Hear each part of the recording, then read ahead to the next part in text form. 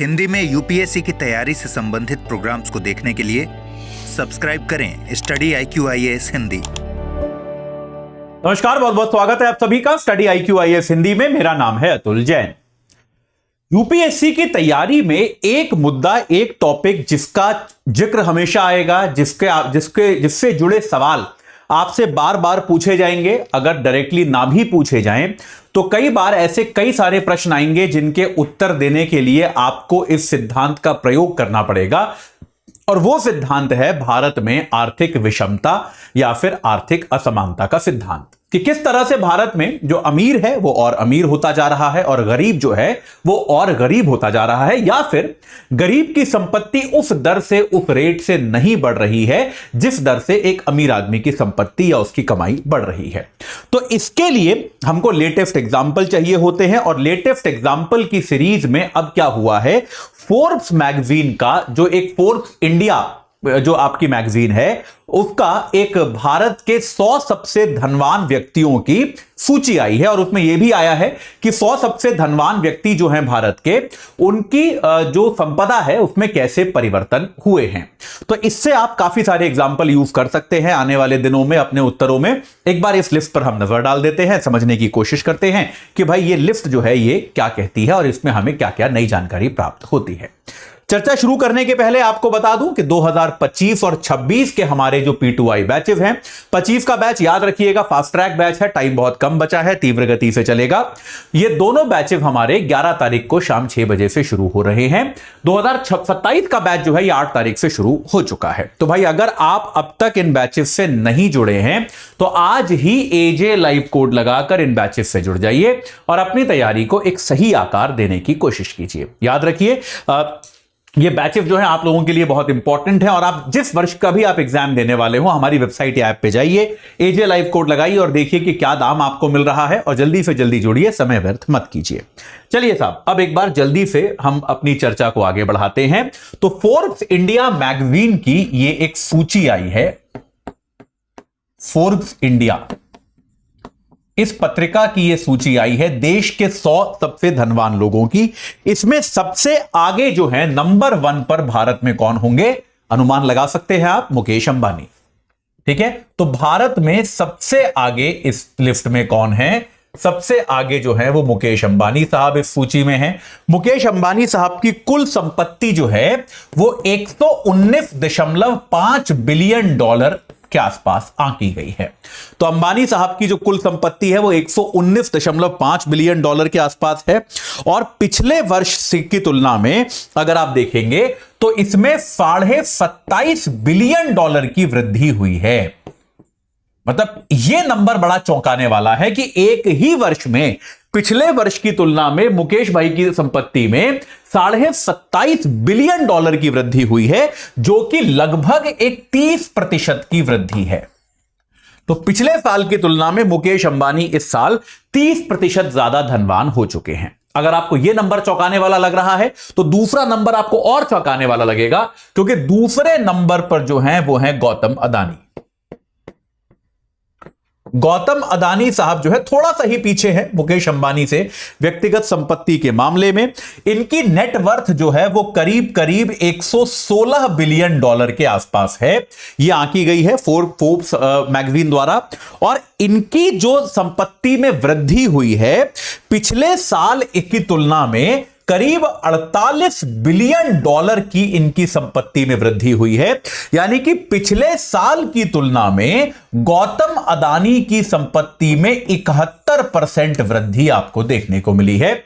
गौतम अदानी पिछले साल की तुलना में सबसे ज्यादा वृद्धि करने वाले बिलियनियर भी बन गए हैं। तो भले ही मुकेश अंबानी टॉप पर है, लेकिन गौतम अदानी पिछले एक साल में सबसे ज्यादा ग्रोथ अगर जिस व्यापारी के खाते में हुई है, जिस व्यापारी की संपत्ति में हुई है, वो व्यक्ति जो है वो निश्चित तौर पर गौतम अदानी है। तीसरे नंबर पर इस सूची में सावित्री जिंदल आती हैं। सावित्री जिंदल जो है वो इसमें भाई आप तीसरे नंबर पर इस सूची में सावित्री जिंदल आती हैं, जो कि भारत की सबसे धनवान महिला हैं। भाई महिलाएं जो हैं इस टॉप 100 की लिस्ट जो है इसमें 9 महिलाएं हैं इस बार हैं। पिछले साल इसमें 8 महिलाएं थी। पिछले साल 8 थी, इस साल बढ़ के 9 महिलाएं हो गई हैं। और जो एक नई महिला की एंट्री हुई है वो है महिमा डाटला। 8 महिलाएं वही हैं जो पिछले साल थी, जो एक नई महिला इस लिस्ट में एंटर करी है वो है महिमा डाटला। महिमा डाटला कौन है? एक वैक्सीन उत्पादक कंपनी है। यार भारत में सबसे ज्यादा पैसा आजकल फार्मास्यूटिकल कंपनियां ही कमा रही हैं। तो वैक्सीन उत्पादक एक कंपनी है जिसका नाम है बायोलॉजिकल ई। हाँ, बायोलॉजिकल ई, मैं नाम गलत नहीं लिखना चाहता। तो बायोलॉजिकल ई नाम की यह कंपनी है, इसकी मालिक है महिमा डाटला।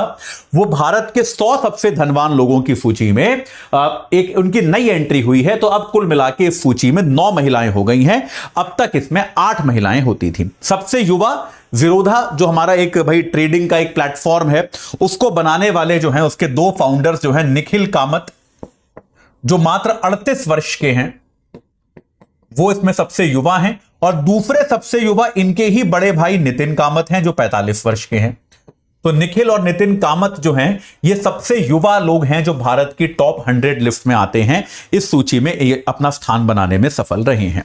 ठीक है, तो भाई इसमें क्या है, भारत के जो 100 सबसे धनवान लोग हैं उनकी कुल संपदा पहली बार $1 ट्रिलियन से ज्यादा हो गई है। कुल संपदा जो है वो $1 ट्रिलियन से अधिक हो गई है। तो यह पहली बार ऐसा हुआ है कि इन धनवान लोगों की संपदा जो है वो भारत के 100 सबसे धनवान लोगों की संपदा $1 ट्रिलियन से भी ज्यादा हो गई है। यानी कि 1 ट्रिलियन मतलब 1000 बिलियन डॉलर, इससे भी ज्यादा इन 100 लोगों की संपदा मिलाकर हो गई है। देखिए, अब समझ के देखिए एक बार, $1 बिलियन कितना होता है? अगर हम कहें तो करीब करीब 8000 करोड़ मान लेते हैं लगभग रुपया। 8000 करोड़ रुपया $1 बिलियन होता है। और अगर मैं कह रहा हूं ट्रिलियन डॉलर, तो उसको भी 1000 से गुणा कर दो, तो 8000 इंटू 1000 यानी कि तकरीबन 80 लाख करोड़ रुपए की बात मैं कर रहा हूं। तो जब हम कहते हैं कि भारत में आर्थिक विषमता का आप एग्जाम्पल दें, तो आप इस एग्जाम्पल को दे सकते हैं कि भारत के टॉप 100 लोगों की संपदा जो है $1 ट्रिलियन यानी कि 80 लाख करोड़ रुपए से भी ज्यादा है। 80 लाख करोड़ रुपए से भी ज्यादा है, आप इसको ऐसे लिख सकते हैं। तो भाई आप देख रहे हैं ये केवल 100 लोगों की संपदा है भारत में, 80 लाख करोड़ रुपए से भी ज्यादा। ठीक है, इस बात को समझिए। इसके अलावा अगर आप देखेंगे तो भाई अगर देखिए ऊपर के 100 लोग हैं तो सबको पिछले साल फायदा थोड़ा ना हुआ होगा, कुछ को फायदा हुआ होगा, कुछ को नुकसान हुआ होगा, लेकिन धनवान लोगों में ज्यादातर लोगों को फायदा ही हुआ है। तो यह कैसे सिद्ध होता है कि इस सूची में 80% लोगों की आय जो है वो, या 80 आय नहीं कहना चाहिए, आय गलत शब्द हो गया, 80% लोगों की वर्थ, उनकी जो संपदा है वो बढ़ी है। केवल 20% लोग ऐसे हैं जिनकी संपदा घटी है, 80% लोगों की संपदा बढ़ी है। और बेटा 2019 से आप तुलना करें तो उससे जो है भाई जो संपदा है वो दुगनी हो चुकी है। यानी कि आपके टॉप 100 लोगों की संपदा जो है वो पिछले 5 वर्षों में दोगुनी हो चुकी है। तो ये अपने आप में कितनी चौंकाने की बात है कि भाई पिछले 5 वर्षों में इन लोगों की संपत्ति जो है, इनकी संपदा जो है वो दोगुनी हो चुकी है। तो भारत में ऐसा नहीं है कि लोग पैसे नहीं कमा रहे, लेकिन कुछ लोग ज्यादा पैसे कमा रहे हैं, यह बात क्लियर है। अगर पिछले 1 वर्ष का अगर हम वृद्धि देखें तो 58 लोग, इस 100 की सूची में 58 ऐसे हैं जिनकी संपदा में पिछले वर्ष में $1 बिलियन से ज्यादा की वृद्धि हुई है। 6 लोग ऐसे हैं इस सूची में जिनकी संपदा में $10 बिलियन से ज्यादा वृद्धि हुई है। और अगर हम टॉप 5 ले लें, टॉप 5 लोग ले लें, तो उनकी संपदा में कुल मिलाकर $120 बिलियन की वृद्धि हुई है। जैसा कि आपको मैंने बताया, इनमें से $48 बिलियन तो अकेले अदानी साहब के ही हैं। तो निश्चित तौर पे भारत के धनवान लोग जो है वो उनकी धनाढ्यता और बढ़ती जा रही है, जो कि हम ये कह सकते हैं कि आर्थिक विषमता का एक उदाहरण है, लेकिन यह भारत के उद्योगपतियों की बढ़ती सफलता की भी एक निशानी है। तो इसके पॉजिटिव और नेगेटिव, सकारात्मक और नकारात्मक दोनों तरह के संदेश हम ले सकते हैं। जिस भी तरह से आप लेना चाहें वो मैं आपके ऊपर छोड़ता हूं, इसका आप दोनों तरह से उपयोग कर सकते हैं। चलिए, तो अभी के लिए इतना ही। इसमें और कोई चर्चा आएगी तो मैं आपको बताऊंगा। जाते जाते आपको एक बार फिर बता दूं कि 2025, 26, 27 तीनों वर्षों में से किसी भी वर्ष में अगर आप एग्जाम देने वाले हैं तो आप एजे लाइव कोड लगाकर हमारे बैच से तुरंत जुड़ सकते हैं, हमारे P2I बैच से। ये सारे बैचेस आपकी तैयारी को एकदम सही दिशा देंगे। बिल्कुल भी देर मत कीजिए, आज ही हमारी वेबसाइट या ऐप पे जाइए और एजे लाइव कोड लगाकर हमारे बैचेस से जुड़िए, अपनी तैयारी को सही दिशा प्रदान कीजिए। इस चर्चा से जुड़ने के लिए आप सभी का बहुत बहुत धन्यवाद। हिंदी में यूपीएससी की तैयारी से संबंधित प्रोग्राम्स को देखने के लिए सब्सक्राइब करें स्टडी IQ IAS हिंदी।